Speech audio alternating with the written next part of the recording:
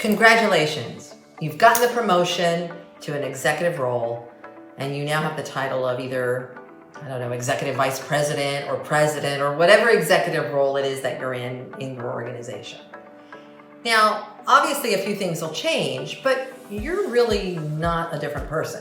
What you may not realize is that other people now see you very differently because they don't only see you, but they also see the role that you're in.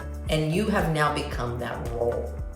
So you are now the executive vice president versus Jim or Jane.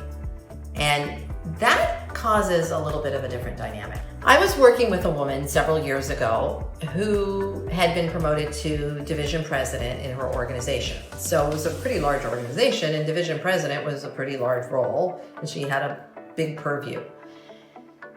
And I had invited her to be the speaker at a leadership development program dinner and of a group of people that were in the cohort that were in her division.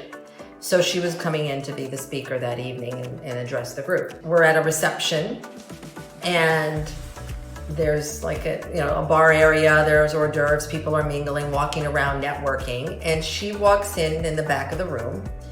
The people in the room see her, some of them see her, they whisper, "Oh, she's here," and look at each other and continue talking, kind of look at her from the corner of their eyes, but nobody walks up to her or says anything.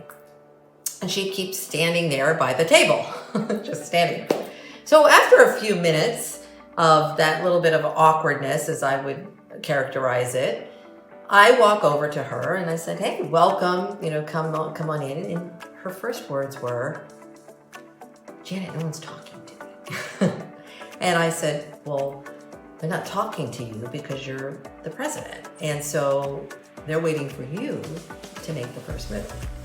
All of a sudden, people now feel a little bit more uncomfortable, are not going to come up to us and just start talking to us because they may feel that they're encroaching upon us, that it's not in their place, that the president doesn't want to talk to me, etc.